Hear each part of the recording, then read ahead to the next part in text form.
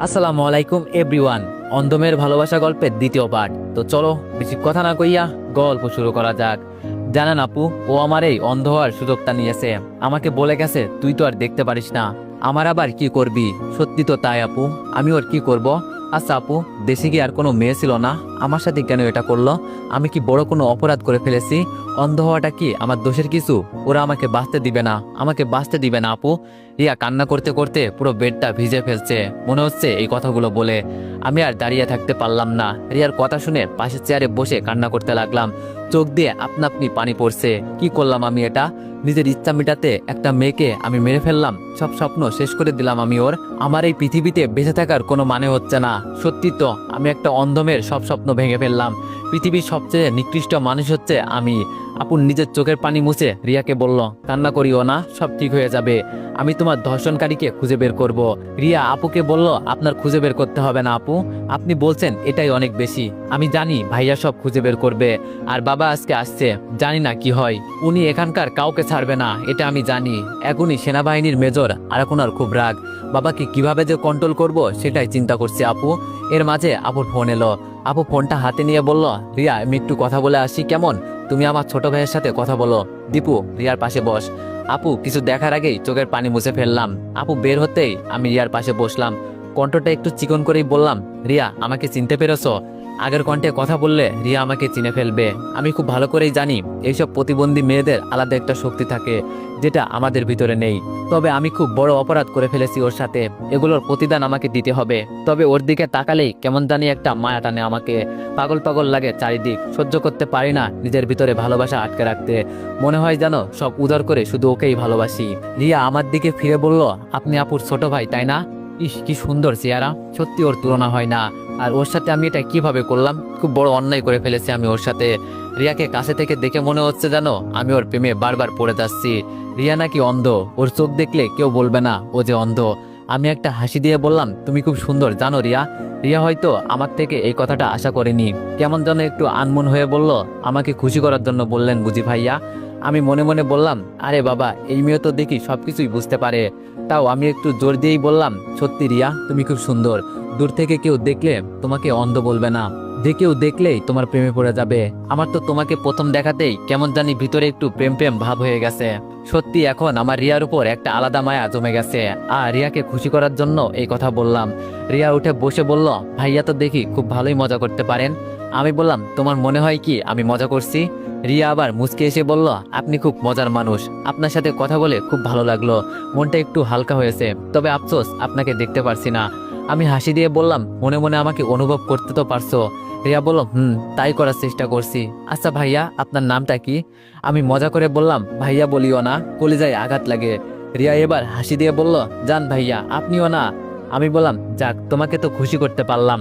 আর আমি চাই না তোমার মনটা খারাপ থাকুক। আর আমার নাম হচ্ছে মোহাম্মদ দীপু হোসেন, তুমি চাইলে দীপু বলতে পারো। রিয়া বলল, না সে কিভাবে বলি, আপনি আমার বড় ভাইয়ের মতো। আমি বললাম, তোমার মুখে ভাইয়া শুনতে ভালো লাগছে না। রিয়া বলল, আমি একটা অন্ধ মেয়ে জানেন। আমি এবার রেগে বললাম, অন্ধ হয়েছেন তো কি হয়েছে, তাই বলে তুমি মানুষ না? অপরাধ করছি তো। আর কিছু বললাম না, চুপ করে বসে আছি। সত্যিই তো অপরাধ করছি আমি, এর শাস্তি তো আমাকে পেতেই হবে। একটা নিরীহ মেয়ের সাথে কেন এমন হবে? আমি এর বিনিময়ে যা দরকার আমি সব করব রিয়ার জন্য। আমি চাই না ওকে আর কষ্ট দিতে। যতই দেখি যেন ওকে মন ভরে না, শুধু দেখার ইচ্ছা করে। জানি না এটা প্রেম নাকি। এর মাঝে রিয়া বলে উঠল, ভাইয়া আছেন নাকি চলে গেছেন? আমি রিয়ার কথার উত্তর দিয়ে বললাম, আরে না রিয়া আসি, তোমাকে একা রেখে কই যাব? রিয়া বলল, আপনার তো যাওয়ার কত জায়গা আছে। আমি বললাম, আরে তুমিও না যে কি বলো আপুর মতো। আচ্ছা রিয়া তুমি সুস্থ হও আগে, তারপর তোমাকে একদিন ঘুরতে নিয়ে যাব।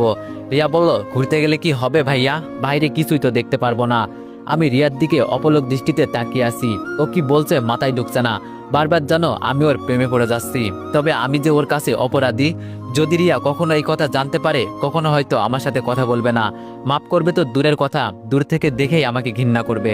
এর মাঝেই হঠাৎ করে রিয়ার ভাই রুমে ঢুকলো। তার মানে এই আপদ এখনো বিদায় হয় নাই। যেখানে বাঘের ভয় সেখানে নাকি সন্ধ্যা হয়। আমারও এখন তাই মনে হচ্ছে। আমি বসা থেকে দাঁড়িয়ে গেলাম।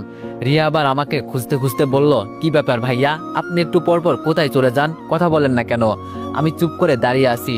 রিয়ার ভাই আমার দিকে বড় বড় চোখে তাকিয়ে আছে, এমনকি আমার চারিদিকে গোল গোল করে ঘুরছে আর আমাকে দেখছে। আমার আজকে মনে হয় না যে বাঁচার মতো কোনো পথ খোলা আছে। একবার শুধু ওর হাত থেকে বেঁচে যাই। এই তো আপু এসে গেছে। আপু এসে রিয়ার ভাইকে প্রশ্ন করলো, কি ব্যাপার, আপনি আমার ভাইকে এভাবে ঘুরে ঘুরে দেখছেন কেন?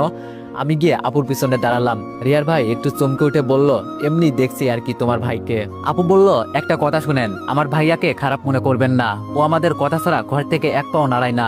কি করবে না করবে সব আমাদের থেকে অনুমতি নিয়ে করে। এর জন্য বলছি সাবধানে আমার ভাইকে সন্দেহ করবেন না একদম। রিয়া মুখটা কালো করে বলল, ভাইয়া তুই পাগল হয়ে গেলি? ওরা আমাদের দেখতে এসেছে। রিয়ার ভাই আমার দিকে হাত বাড়িয়ে বলল, হাই আমি রাসেল। আমিও গিয়ে হাত মিলিয়ে বললাম, আমি দীপু। চোরের মতো থাকলে জানি সন্দেহ করবে, তাই বুকের মাঝে একটু সাহস টাকা লাগবে। রাসেল দ্বিতীয়বার আমার দিকে তাকিয়ে বলল, সরি। আমিও একটা হাসি দিয়ে বললাম, সমস্যা নেই ভাইয়া, আপনার অবস্থা আমি এখন বুঝতে পারছি। রাসেল ভাই বলল, কোনো ভাইয়া বলবে না, আমি তোমার সমবয়সী, তাই রাসেল নামে বলতে পারো। আচ্ছা তোমরা কথা বলো, আমি বাইরে আছি। আপু রিয়ার কাছে যেতে যেতে বলল, সমস্যা নেই, আপনি বাসায় চলে যান, আমরা এখানে আছি, বাইরে থাকতে হবে না। রাসেল হাসি মুখে বের হয়ে গেল। রিয়া আপুর হাত ধরে বলল, দীপু ভাই আছে নাকি এখানে? রিয়ার মুখ থেকে ভাই নামটা শুনে অনেক খারাপ লাগলো। আমি আপুর পিছনে দাঁড়িয়ে বললাম, আছি রিয়া, বলো। রিয়া বলল, সরি, আসলে ভাইয়ার মাথা একটু গরম তো, এই জন্য এমন হয়েছে। আমি হাসি মুখে বললাম, আরে সরি বলতে হবে না, আমি বুঝতে পারছি। আপু আমার দিকে তাকিয়ে বলল, দীপু তুই না কোথাও যাবি? আমি বললাম, আপু বলছিলাম তো। আপু বলল, আচ্ছা যাও তাহলে, আর বেশি দেরি করে বাসায় যাবি না। রিয়া আচমকা বলে উঠল, ভাইয়া কোথায় যাবেন? আমি রিয়ার কথার জবাব দিয়ে বললাম, এই তো এক বন্ধুর সাথে দেখা করতে। রিয়া হাসি মুখে বলল, মেয়ে বন্ধু বুঝি? আপু হেসে হেসে বলল, তুমি জানো কিভাবে? রিয়াও হাসি দিয়ে বলল, এই তো আপু অনুমান করে বললাম। আমি বললাম, বাবা এই না হলে আমার বড় বোন নিজের ভাইয়ের মান ইজ্জত সব ভাসিয়ে দিবে, বুঝতে পারছি। আর আমার তো কোনো মেয়ে বন্ধুই নাই। রিয়া চোখ বন্ধ করে বলল, যান যান, আর মিথ্যা বলতে হবে না, আপনার জন্য অপেক্ষা করছে বুঝি বেচারি। আমি বোকা বোকা চোখে আপুর দিকে তাকিয়ে বললাম, আপু তোরা আমাকে নিয়ে কি শুরু করলি? আপু হাসি দিয়ে বলল, রাগ করিস না, এমনি মজা করলাম, তুই যা। আমি যেতে যেতে বললাম, রিয়া তোমার সাথে দেখা হয়ে খুব ভালো লাগলো। রিয়াও একটু খুশি হয়ে বলল, আবার দেখা হবে আপনার সাথে, আপনি খুব ভালো। কতটা ভালো তা আমি জানি, মনটা চাই নিজেকে নিজে খুন করে ফেলি। বাইরে এসে দেখি রাসেল বসে আছে, আমাকে দেখে উঠে দাঁড়ালো। আমি এবার এগিয়ে গিয়ে বললাম, কেন এত চিন্তা করছেন? ঠান্ডা মাথায় সবকিছু করেন, এত চিন্তা করে এখন কি হবে? রাসেল মুখটা কালো করে বলল, একটা মাত্রই বোন আমার, আর ওর সাথে যেসব করছে না, ওর 12টা আমি না বাজিয়ে ছাড়বো না।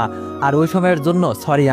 আমি রাসেলের দিকে তাকিয়ে বললাম, আরে না সমস্যা নেই, একজন ভাই হিসাবে আপনার তো একটা দায়িত্ব আছে, আমি বুঝতে পারছি। রাসেল বলল, তাহলে আজ থেকে ফ্রেন্ডস? আমি অবাক হয়ে বললাম, এটা সম্ভব না, আপনি কই আর আমি কই? একে বন্ধু বানালে সব শেষ হয়ে যাবে, আমি যে ধরা পড়ে যাব, কোনোভাবেই ওর হাত থেকে বাঁচতে পারবো না পরে। রাসেল আমার দিকে তাকিয়ে বলল, আমরা সবাই তো মানুষ। আমি মাথাটা নিচু করে বললাম, আমরা সবাই মানুষ, তবে মানুষের ভিতরে কিছু অমানুষও আছে। আস্তে করে বললাম, যেমন আমি। রাসেল আমার কথার উত্তর দিয়ে বলল, তুমি ঠিকই বলেছ, তবে এইসব অমানুষদের ঠিক করতে হবে। আচ্ছা তুমি এখন কোথায় যাও? আমি বললাম, এই তো একটু বাইরে যাব, আপু ভিতরে আছে। রাসেল বসে বলল, আচ্ছা যাও, তোমার সাথে দেখা হয়ে খুব ভালো লাগলো। আমি হাঁটতে হাঁটতে বললাম, এখানে বেশি সময় থাকবেন না, বাসায় চলে যান, আর আপু তো আছেই, যদি কোনো সাহায্য লাগে আমাকে বলবেন। রাসেল পিছন ফিরে বলল, ধন্যবাদ তোমাকে। আমি আর কোনো কথা বললাম না, একটা রিক্সা নিয়ে খালি মাঠে চলে এলাম। মাঠের মাঝখানে বসে বসে চিন্তা করছি, জীবনের সবচেয়ে বড় ভুল করে ফেলেছি। আচ্ছা আমার কি সবকিছু বলে দেওয়া উচিত? হয়তো, তবে এছাড়া আমার কাছে কোনো পথ নেই। সবাইকে বললে হয়তো আমি আর এই পৃথিবীতে থাকতে পারবো না। রিয়ার ভাই নইলে ওর বাবা আমাকে মেরে ফেলবে, নইলে আমাকে এখান থেকে পালাতে হবে। আমি তো অপরাধ করছি রিয়ার সাথে, ওর কাছে যদি মাপ চেয়ে নিই তাহলে কি আমাকে মাপ করবে রিয়া? হয়তো কোনো জীবনও না। জানি একদিন না একদিন সবাই আমাকে চিনে ফেলবে যে আমি রিয়াকে ধর্ষণ করেছি। সেই দিনের মতো খারাপ অবস্থা হয়তো আমার থেকে কারো হবে না। সিদ্ধান্ত নিয়েছি, আমি রিয়াকে সবকিছু বলে দিব, তবে ওকে এমন অবস্থায় রেখে কথা বলবো যাতে ও কিছুই বলতে পারবে না। রিয়া তো আমার জন্য কষ্টে আছে, আগে আমি ওকে সুখের স্বপ্ন দেখাবো, যদি পারি সেটা বাস্তব করব। নইলে ওকে এমন সারপ্রাইজ দিব ও নিজেও এত খুশি হবে বলার বাইরে। আকাশের দিকে তাকিয়ে আছি, কি সুন্দর আকাশটা, না আছে কোনো চিন্তা, না আছে কোনো টেনশন। আকাশের মতোই যদি হতে পারতাম তাহলে কিছুই চিন্তা থাকতো না। রিয়ার মুখটা দেখার পরে মনে হয় আমি সবকিছু ভুলে যাই, বারবার যেন ওর মুখটা সামনে ভেসে ওঠে। আচ্ছা রিয়া যদি আমার বউ হয় তাহলে তো আমার জন্যই ভালো হয়। অপরাধ করছি আমি, এর মাসুল তো আমাকে দিতেই হবে। তবে রিয়া যদি এইসব জানে আমাকে হয়তো কখনোই বিয়ে করবে না। আমি রিয়ার প্রেমে পড়েছি, তবে সেটা ওকে বলা যাবে না। হঠাৎ ফোনের রিংটোনে ঘোর কাটলো, তাকিয়ে দেখি আমার গার্লফ্রেন্ড তানিয়া কল করেছে। রিসিভ করে বললাম, জান বলো। তানিয়া বলল, তুমি এখন কই গো? আমি একটু আনমনে বললাম, এই তো ফাঁকা মাঠে বসে আছি। তানিয়া বলল, আমাকে বলতা আমি চলে আসতাম। এখন এক কাজ করো, আমরা যে রেস্টুরেন্টে আড্ডা দিই মাঝে মাঝে সেখানে চলে আসো। তানিয়ার কথার উত্তর দিয়ে বললাম, আসছি, তুমি অপেক্ষা করো, আমি আসতেছি। ফোনটা রেখে মানি ব্যাগটা চেক করলাম, 1000 টাকার 5টা নোট পড়ে আছে। সব আজকে শেষ হয়ে যাবে বুঝতে পারছি। 1 বছর রিলেশন আমাদের, তবে এতটা ফিলিংস নাই ওর প্রতি আমার। কেমন জানি লাগে আমার কাছে এইসব। তবে ওর মুখের দিকে তাকিয়ে এই রিলেশনে আসি। আমি চলে গেলে তানিয়া অসহায় হয়ে যাবে। আমি জানি ওর পরিবার এতটা ধনী না। হেঁটে হেঁটে রেস্টুরেন্টে চলে গেলাম। ভিতরে গিয়ে দেখি তানিয়া ওর বেস্ট ফ্রেন্ডের সাথে বসে আছে। এটা আর নতুন কিছু না, প্রতিদিনই ও বেশি আমার থেকে ওর বেস্ট ফ্রেন্ডকে সময় দেয়, তাতেও আমি কিছু বলি না। তবে ইদানিং ওর উপর আমার একটু সন্দেহ লাগে। কেমন কেমন জানি মাঝে মাঝে আমার সাথে অদ্ভুত আচরণ করে। আমি যেতেই ওর বেস্ট ফ্রেন্ড দাঁড়িয়ে তানিয়াকে বিদায় করে চলে যাচ্ছে। শালা রেস্টুরেন্টে এসে আমার উপর খেয়ে গেল।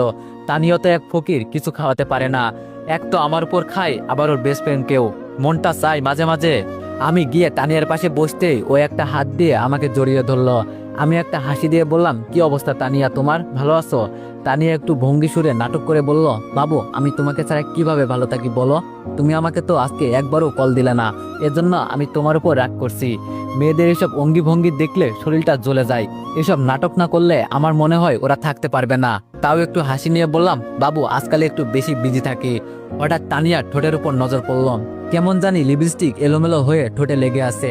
তানিয়া আমার ঘোর কাটিয়ে বলল, কি দেখছো বাবু এমন করে আমার দিকে তাকিয়ে? আমি তানিয়াকে কিছু বুঝতে না দিয়ে বললাম, এই তো বাবু দেখছি তুমি কতটা সুন্দর। তানিয়া বলল, তাই নাকি? আচ্ছা চলো না আমরা খুব তাড়াতাড়ি বিয়ে করে নিই, আমার তো আর সহ্য হচ্ছে না। কি ব্যাপার আজকে হঠাৎ করে ও বিয়ের কথা বলতে কেন? মাথায় তো কিছুই ঢুকছে না। আমি একটু অবাক হয়ে বললাম, হঠাৎ বিয়ের কথা বলছো কেন তানিয়া? তানিয়া আমার একটা হাত জড়িয়ে বলল, কতদিন আর একা একা থাকবো বলো, তোমাকে ছাড়া আর ভালো লাগে না, তাই বলছি চলো না আমরা বিয়ে করে নিই। আমি তানিয়ার হাত ছাড়িয়ে বললাম, বিয়ে অনেক দেরি আছে, তুমি তো জানো আমার বড় ভাইয়ের বিয়ে সামনের সপ্তাহে, এরপর আমার বড় বোন আছে, সব ঝামেলা মিটিয়ে তারপর আমি বিয়ে করব। এটা বলতেই তানিয়া মুখটা কালো করে বলল, তাহলে তো অনেক পর, এতদিন আমি সহ্য করতে পারবো না বুঝলে বাবু। আমি তানিয়ার চোখের দিকে তাকিয়ে বললাম, যদি আমাকে ভালোবাসো তাহলে তো মানতেই হবে না বেবি। তানিয়া মন খারাপ করে বলল, আমি বললাম, মন খারাপ করলে নাকি তানিয়া? দেখো আমি এত তাড়াহুড়ো করে বিয়ে করতে পারবো না। তানিয়া দাঁড়িয়ে বলল, আচ্ছা তাহলে আমি আজকে আসি কেমন? এই মুহূর্তে ওয়েটার এসে বলল, ম্যাম বিলটা। তানিয়া আমাকে দেখিয়ে বলল, তোমার ছাড় দিয়ে দিবে। কি মেয়ে রে বাবা, লজ্জা শরম কিছুই নাই, আমাকে দেখিয়ে দিল। তুই খাবি খা, সাথে আরেকটা ক্যান নিয়ে আসিস। তানিয়া হাতে ইশারা করে বলল, আসি বাবু, কালকে দেখা হবে। তানিয়া চলে যেতেই আমি ওয়েটারকে ডেকে বললাম, এখানে আসো। ওয়েটার আমার কাছে এসে বলল, স্যার বলেন। আমি বললাম, তুমি তো জানো আমি এখানে মাঝে মাঝে আসি। ওয়েটার বলল, ভাইয়া। আমি ওর হাত থেকে বিলের কাগজটা নিয়ে বললাম, তোমার ম্যাম কি ওই ছেলের সাথে কিছু করার চেষ্টা করে? ছেলেটা জবাবে বলল, সরি স্যার, এসব বলতে মানা আছে, ম্যাম না করেছে। আমি ছেলেটার হাতে 500 টাকা দিয়ে বললাম, এখন বলো। ছেলেটা হাসি মুখে বলল, ওরা তো প্রতিদিনে আপনি চলে যাওয়ার পরেও আসে, আর একে অপরকে ওই যে কি যেন বলে, ও হ্যাঁ মনে পড়েছে, লিপকিস। ওরা একে অপরকে লিপকিসও করে। এটা শুনে আমার মাথা গরম হয়ে গেল। বেস্ট ফ্রেন্ড বানিয়ে আমাকে লুকিয়ে এইসব করে। ওয়েটারের বিলটা দিয়ে বসে আছি, আমার টাকা খেয়ে আমার সবকিছু খেয়ে বেঁচে আছে, আর আমার সাথেই ধোকা। দেখ আমি কি করি। হঠাৎ পিছন থেকে কে জানি ডাক দিল, দীপু। পিছনে তাকিয়ে দেখি বড় ভাই আর ভাই আর হবু বউ। আমি উঠে গিয়ে ওদের টেবিলে বসলাম। তবে ভাবির সাথে কিন্তু আমার খুব ভাব আছে, মানে উনি আমাকে খুব আদর করে। ভাবি আমাকে দেখে বলল, কি ব্যাপার দীপু, মন খারাপ? আমি ভাবির দিকে তাকিয়ে বললাম, একটু মন খারাপ না, অনেকটাই মন খারাপ। ভাইয়া আমার দিকে তাকিয়ে বলল, কি হয়েছে রে দীপু? সাথে ভাবিও তাল মিলিয়ে বলল, ভাই বল কি হয়েছে? আমি ভাবির দিকে তাকিয়ে বললাম, জানেন ভাবি, ইদানিং তানিয়ার ব্যবহার আমার কাছে ভালো লাগছে না। কেমন জানি অদ্ভুত অদ্ভুত ব্যবহার করে আমার সাথে। আমার গার্লফ্রেন্ড যা আছে এটা আমার পরিবারের সবাই জানে, আমিও বলে দিয়েছি। ভাবি একটা হাসি দিয়ে বলল, আরে পাগল, এই নিয়ে এত চিন্তা করো কেন? একটু খোঁজখবর নিয়ে দেখো, তাইলেই তো হয়। আমি দাঁড়িয়ে বললাম, আচ্ছা ভাবি তাহলে আজকে আসি, আপনাদের বিরক্ত করে লাভ নেই। ভাবি বলল, এখনই চলে যাবা? আমি বললাম, যেতে হবে, নইলে আপু পিঠের চামড়া তুলে নিবে। ভাইয়া আমাকে প্রশ্ন করলো, শুনছি তুই সকালে কিছু খেয়ে আসিস নাই, বস কিছু খেয়ে যা। আমিও বসে বললাম, ভাইয়া তুই ঠিকই বললি, খুব খিদে পেয়েছে, তবে টেনশনে কিছুই বলতে পারছি না। ভাবি খেতে খেতে বলল, প্রেম করো আরো, প্রেমের যে কি জ্বালা রে ভাই। আমি ভাবিকে খুঁচা মেরে বললাম, আমি একাই প্রেম করি, আর তুমি যে ভাইয়ার সাথে 3 বছর প্রেম করছো সেটা কি? জানি না আমার ভাইয়ের কত টাকা খরচ করছো। ভাবি একটা হাসি দিয়ে বলল, আমি তোমার ভাইয়ের টাকা খরচ করি না, তোমার ভাই যে কিপটা জিজ্ঞেস করো, এই যে খাচ্ছি একটাও কি বিল দিবে নাকি তোমার ভাই? আমি ভাইয়ার দিকে অবাক হয়ে তাকিয়ে বললাম, সত্যি ভাইয়া? ভাইয়া একটা হাসি দিয়ে বলল, ওর বাবার টাকার অভাব আছে নাকি? আমি কেন টাকা দিব, ও দিবে। আমি দিলেও যা ও দিলেও তাই। ভাবি একটু রেগে বলল, দেখো দেখো তোমার ভাইয়া কি বলে। আমি বললাম, বুঝছি, আমাকেও ভাইয়ার মতোই হতে হবে। খাওয়া দাওয়া শেষ করে বিদায় নিয়ে বাসার দিকে যেতে লাগলাম। তবে এখন কেন জানি বাসায় যেতে মন চায় না। মনের ভিতর অজানা একটা ভয় যেন থেকেই যায়। বারবার রিয়ার কথা মনে পড়ে। আজকে শুনেছি রিয়ার বাবা আসবে, উনি নাকি সেনাবাহিনীর মেজর। যদি একবার আমাকে ধরতে পারে না, কিভাবে যে আমাকে পিটিয়ে মারবে তার কোনো হিসাব নেই। বাসার কাছে গিয়ে দেখি সেনাবাহিনী পুলিশের অভাব নেই। মনে হয় রিয়ার বাবা চলে আসছে। বাইরে বেশি দাঁড়িয়ে থাকলে সন্দেহ করবে। কলিং বেল বাজাতেই আপু এসে দরজা খুলে দিল। কিরে, এতক্ষণ কই ছিলি? আপু ভিতরে যেতে যেতে বলল। আমি ভিতরে গিয়ে সোফায় বসলাম। মনে হচ্ছে জানো, আজকে আমার উপর দিয়ে বড় একটা ঝড় গেল। সামনে যে আরো কত কিছু হতে পারে তার কোনো হিসাব নেই। আগুনে হাত দিয়ে দিছি, হাত তো পুড়বেই। আপু আমার কাছে এসে বলল, কিরে আমি তোরে কি বলছি? আমি আড়াল চোখে আপুর দিকে তাকিয়ে বললাম, এই তো ভাইয়ার ভাবির সাথে ছিলাম।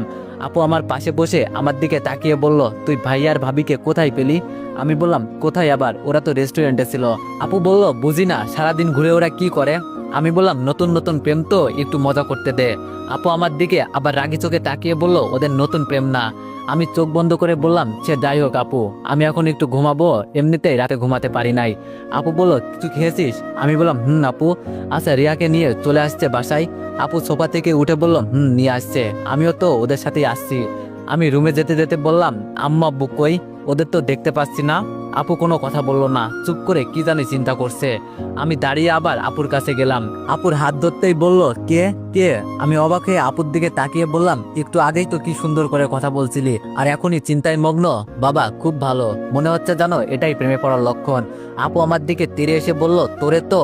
আমি মুখ বাঁকিয়ে বললাম, হ্যাঁ সত্যি কথা বললেই দোষ, তাই না? আমি রুমে গিয়ে বিছানায় শুতেই চোখে ঘুম চলে আসে।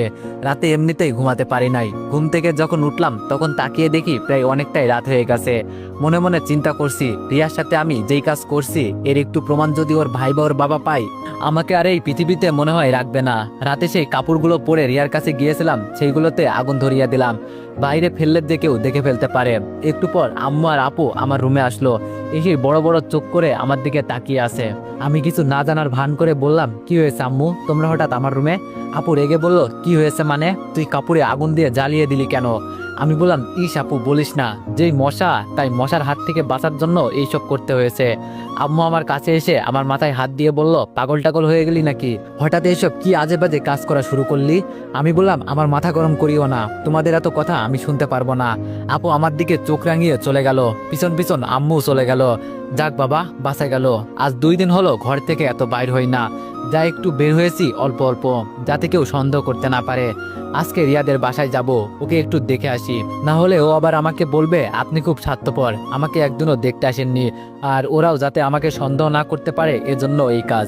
রুম থেকে বের হয়ে রিয়াদের দরজার সামনে গিয়ে দাঁড়ালাম। তবে পরিবেশটা হঠাৎ করে এতটা নীরব হয়ে গেল কেন, কিছুই মাথায় ঢুকছে না। ওরা আবার নতুন করে কোনো প্ল্যান করছে না তো? বলা তো যায় না। কলিং বেল বাজাতেই সেই দিনের আপুটা দরজা খুলে দিল।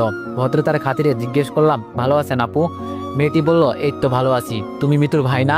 আমি বললাম, জি আপু, আমি মিতুর ভাই। মেয়েটি বলল, রিয়াকে দেখতে এসেছো তাই তো? আমি বললাম, জি। রিয়া এখন কেমন আছে আপু? উনি একটা হাসি দিয়ে বলল, যাও নিজের চোখেই দেখে আসো গিয়ে।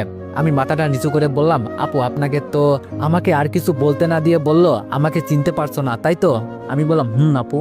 মেয়েটি বলল, রাসেলের সাথে তো তোমার পরিচয় হয়েছে। আমি বললাম, হয়েছে, হাসপাতালে। আপনি কি রাসেল ভাইয়ের বউ নাকি? ভাবি একটু লজ্জা পেয়ে বলল, আমি বললাম, সরি ভাবি, আপনাকে চিনতে পারি নাই। ভাবি বলল, আরে তুমি কি আমার পরিচয় জানো যে চিনবে? আচ্ছা যাও ভিতরে রিয়ার সাথে দেখা করে আসো। আমি আর কোনো কথা বললাম না। আমি জানি রিয়ার রুমটা উপরে, তাও পিছন ফিরে ভাবিকে জিজ্ঞেস করলাম, ভাবি রিয়ার রুমটা কোন দিকে? এটা জিজ্ঞেস না করলে যদি আমাকে সন্দেহ করে। এখন সবকিছুতেই জানো মনের ভিতরে একটা ভয় জমে গেছে। ভাবি আমার দিকে তাকিয়ে বলল, আগে বলে একবার ভাবি আরেকবার আপু, এটা কি? আমি একটা হাসি দিয়ে বললাম, আপু এজন্য বলছি, আমি তখন আপনাকে চিনি নাই, এখন তো চিনতে পারছি আপনি রাসেল ভাইয়ের বউ। তাই ভাবি। উনি আমার কথার উত্তর শুনে হাসতে লাগলো। হেসে হেসে বলল, ভাই তুমি তো দেখি খুব যুক্তি দিয়ে কথা বলতে পারো। রিয়ার রুম উপরে, যাও। আমি একটা হাসি দিয়ে সিঁড়ি দিয়ে উপরে উঠতে লাগলাম। আরে এ তো রিয়ার মা নিচে নামছে। আমাকে দেখে বলল, যাও রিয়া উপরে আছে। আমি আন্টির কথা শুনে একটা হাসি দিলাম। কি ব্যাপার, এ বাসায় সবাই আমাকে চিনে ফেললো নাকি? সবাই আমাকে আমন্ত্রণ জানাচ্ছে রিয়াকে দেখার। কোনো কিছু আবার টের পেয়ে গেল না তো? দূর, এসব কিছু না, আগের মতো আর ভুল করলাম না। দরজায় দাঁড়িয়ে ভিতরে উকি দিয়ে দেখি সেই দিন রাতের মতোই রিয়া টেবিলে বসে বসে কি জানি লেখার চেষ্টা করছে। আমি দরজায় টোকা দিয়ে বললাম, রিয়া ম্যাম, আমি কি ভিতরে আসতে পারি? রিয়া আমার কথা শুনে আমার দিকে মুখ ফিরিয়ে বলল, দীপু ভাইয়া নাকি? আমি বললাম, আমি। তো এভরিওয়ান, গল্পটি ছোট করার জন্য দুঃখিত, কারণ এইদিকে বৃষ্টি হইতাছে, যার কারণে গল্পটি একটু ছোট হয়েছে। তো যাই হোক, নেক্সট পার্টের জন্য অপেক্ষা করো। ধন্যবাদ।